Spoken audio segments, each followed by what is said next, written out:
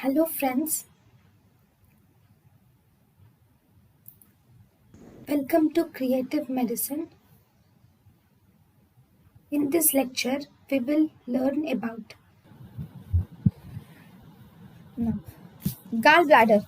Basic anatomy of gallbladder. Four layers are seen in the GIT: mucosa, submucosa, muscularis propria, and serosa. Okay, but in gallbladder there is no muscularis mucosa. Gallbladder has no muscularis mucosa and it has no submucosa. Gallbladder has no muscularis mucosa and it has no submucosa. Whereas esophagus, if you see, this is gallbladder. Okay, esophagus, it has no serosa. It has no serosa, no villi are present, and no secretions are seen in esophagus. Whereas in gallbladder, there is no muscularis mucosa, no submucosa are seen in gallbladder. Then, which of the following has maximum absorptive capacity? Maximum absorptive capacity is seen in jejunum. Then, which of the following has maximum absorptive capacity per unit surface area? Maximum absorptive capacity per unit surface area is present in gallbladder. Maximum absorptive capacity is present in jejunum. Maximum absorptive capacity is present in jejunum, but maximum absorptive capacity per unit surface area is present in gallbladder. Then if you see the important points about gallbladder is actually, it is pyriform in shape. Okay, it has a sea green color. It is pyriform in shape. It is sea green color and it has capacity of 30 to 50 ml and it is lined by tall columnar epithelium, and the main functions are to store the bile, and also the main function of it is to concentrate the bile. Okay, and also acidify the bile. Then what about the composition of the bile? The bile contains almost 85 to 95% of bile is water. Then 5 to 10% of bile mainly contains cholesterol, and also it contains bile duct and it contains lecithin in 5 to 10% of the cases. Now then, if you see gallbladder, gallstones first. Gallstones, the most common type of gallstone is actually the cholesterol gallstone is most common type. This cholesterol gallstone requires three things for it to form. One, it should have lithogenic bile, then it should have nucleation, then it should have stasis should be there. Lithogenic bile, nucleation and stasis. First, lithogenic bile. This lithogenic bile is caused by actually caused by supersaturation of cholesterol. When there is supersaturation of cholesterol, especially due to obesity, the supersaturation of cholesterol is due to obesity or high cholesterol level, or due to clofibrilate therapy, the cholesterol becomes supersaturated, leading to lithogenic bile. Or it can be due to bile acid deficiency. Bile acid deficiency, like we have ileal resection is seen, or ileal disease is seen. Ileal resection or ileal disease or bile acid sequestrants or CYP7A1 gene mutation. CYP7A1 gene mutation, all these will also result in bile acid deficiency. Ileal resection, ileal disease, bile acid sequestrants like cholestyramine and cholestyramine, and CYP7A gene mutation also results in lithogenic bile. Lithogenic bile is also caused by lecithin deficiency, which is by MDR3 mutation. MDR3 mutation causes lecithin deficiency, leading to lithogenic bile. So first, in lithogenic bile, first it can be due to supersaturation of cholesterol, which is due to obesity, high cholesterol and clofibrilate therapy. Second, it can be due to some bile acid deficiency like ileal resection, ileal disease, or bile acid sequestrations using bile acid sequestrants like cholestyramine and cholestyramine, and also CYP7A1 gene mutation. Then lecithin deficiency like MDR3 mutation. All these are responsible for lithogenic bile. Then nucleation. There are some promoting factors which will promote nucleation, like we have infections will promote nucleation, and also mucin glycoprotein will promote nucleations. Then we have stasis. Infections and mucin glycoprotein promotes nucleation. Then stasis. The factors which are promoting stasis are if there is prolonged fasting, or if there is prolonged total parenteral nutrition, or if there is pregnancy with octreotide intake, OCPs, and massive burns. So here, if there is prolonged fasting, prolonged total parenteral nutrition, pregnancy, octreotide intake, OCP, burns, all these will also promote stasis. Okay. Now, all these will result in formation of cholesterol gallstones. Then if you see, presence of pigmented gallstones are also seen. These pigmented gallstones are mainly of two types. We have black pigmented gallstones and we have brown pigmented gallstones.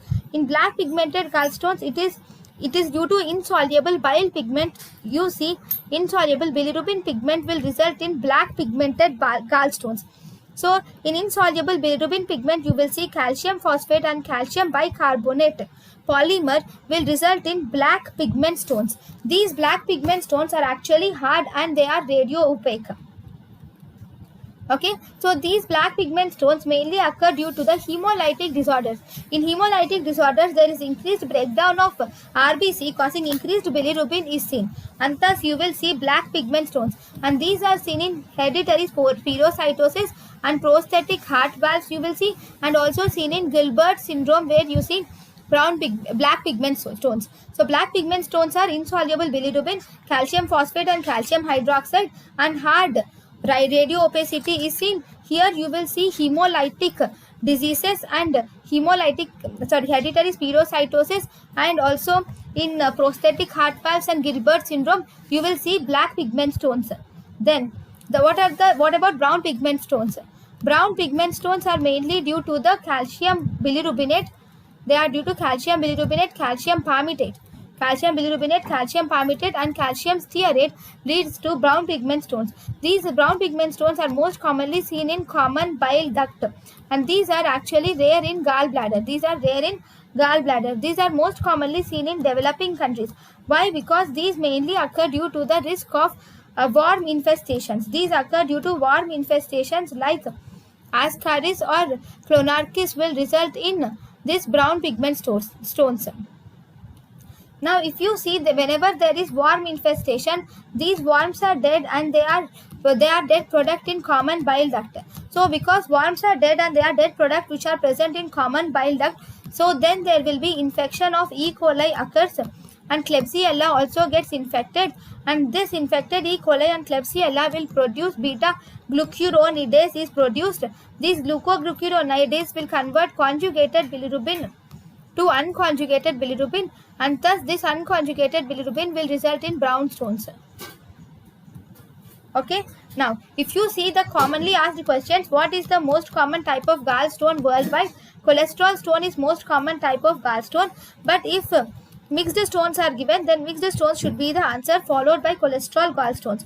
If you were asked most common type of gallstones in Asia they are actually pigmented gallstones with combined incidence of both brown and black gallstones. If you were asked what is the gallstone having triradiate fissure, gallstone with triradiate fissure is also called as Mercedes-Benz sign, is the gallstone with triradiate fissure.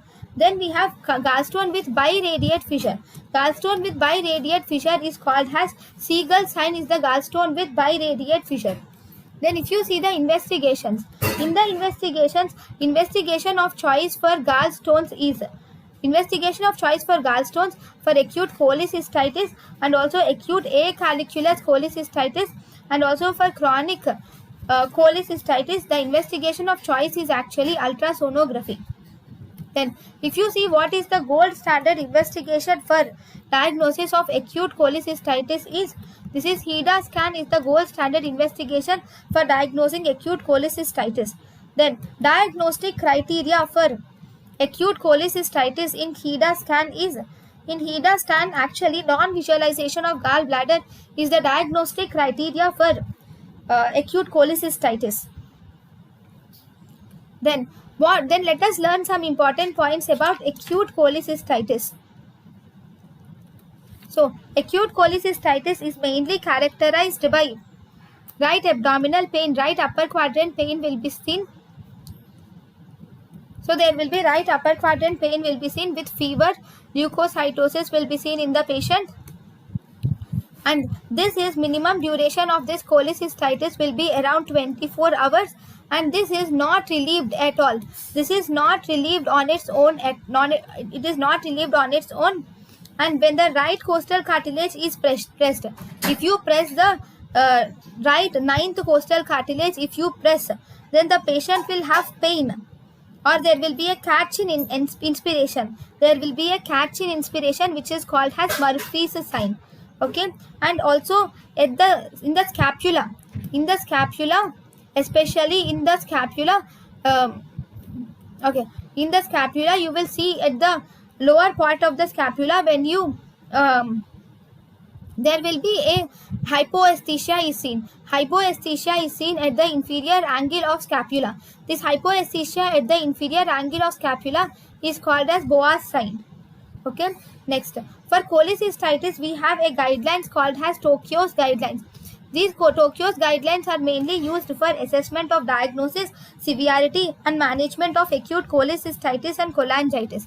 Then what is the investigation of choice for cholecystitis? Ultrasonography. What is the gold standard investigation of cholecystitis? That is actually HIDA scan is actually gold standard for cholecystitis. Then treatment. If the patient presents with 72 hours of the attack, then you can do conservative management can be done, followed by you can do same sitting cholecystectomy can be done if he presents in 72 hours. Very good. If he does not present, that is, if the patient presents after 72 hours, then you should do conservative management, and then after 4 to 6 weeks, then you should do interval cholecystectomy should be done in the patient then. Okay, then if you see the medical management of gallstones include, you can give ursodeoxycholic acid, chenodeoxycholic acid should be given. So these will actually inhibit the HMG-CoA reductase, and when they inhibit the HMG-CoA reductase, these will decrease the cholesterol synthesis, and thus the cholesterol will become disrupted, and thus there will be no bile stones. Then what is the indications of medical management? Indications of medical management are, for cholesterol stones, you can do medical management if the stone of the size should be less than 10 millimeters. If the size of the stone is less than 10 millimeters, you can do medical management. Then if there is non-acute symptoms are present and functional gallbladder, then you can do medical management. For cholesterol stones, size less than 10 millimeters, non-acute symptoms and functioning gallbladder, you can do medical management. Then if you see the prophylactic cholecystectomy is also done. So what are the conditions where you do prophylactic cholecystectomy is in patients with heart transplantation or lung transplant recipients, heart transplant or lung transplant recipients, or in prolonged total parenteral nutrition patients, or if the patient is in biliopancreatic diversion, or if there is non-functioning gallbladder, or if the patient has trauma to the gallbladder. Okay, then if the patient is a chronic typhoid carrier, okay, or if the patient has gallstone of more than 3 centimeters, or if the patient has adenomatous polyp is present with some stone, okay, or chronic hemolytic condition, or if the patient has chronic hemolytic condition, or if there is incidentally detected gallstone is present in the patient during elective surgery, or if the patient has porcelain gallbladder, okay, or if there is gallstone in the relative of carcinoma gallbladder is present. In all these cases, we do prophylactic cholecystectomy is done. So prophylactic cholecystectomy is done in heart transplant recipient or lung transplant recipient. Cyclosporin is given, that increases the risk of gallstones. Then prolonged total parenteral nutrition and biliopancreatic diversion, then it can be done in non-functioning gallbladder, or if there is trauma to the gallbladder, chronic typhoid carriers, or gallstones of more than 3 centimeters, adenomatous polyp with stone, chronic hemolytic conditions, or increased incidence of the gallstones during elective surgery, and porcelain gallbladder. In all these conditions, we can do prophylactic cholecystectomy. Then, if you see effects of gallstones in various organs, gallstones in gallbladder, if they can be either asymptomatic, or they can cause acute cholecystitis, or they can cause chronic cholecystitis, or they can result in mucosal formation, empyema, necrosis can occur, perforation can occur, and carcinoma gallbladder can occur. Then gallstone in common bile duct and pancreas. In pancreas, it can cause pancreatitis. In common bile duct, they cause obstruction leading to jaundice. Whereas in small intestine, they can enter the small intestine and form a fist. They can cause obstruction, causing gallstone ileus. So first, let us learn about gallstone ileus. So in gallstone ileus, first and foremost, this gallstone ileus is most commonly seen in elderly patients who are more than 70 years of age, and it is seen in most commonly there is single large stone will be there. They'll have single large stone will be there, which is asymptomatic. And if you see, most common site of fistula in gallstones is actually cholecystodiodinal fistula is seen. You will see cholecystodiodinal fistula is seen in gallstones. Thank you, and thank you for watching.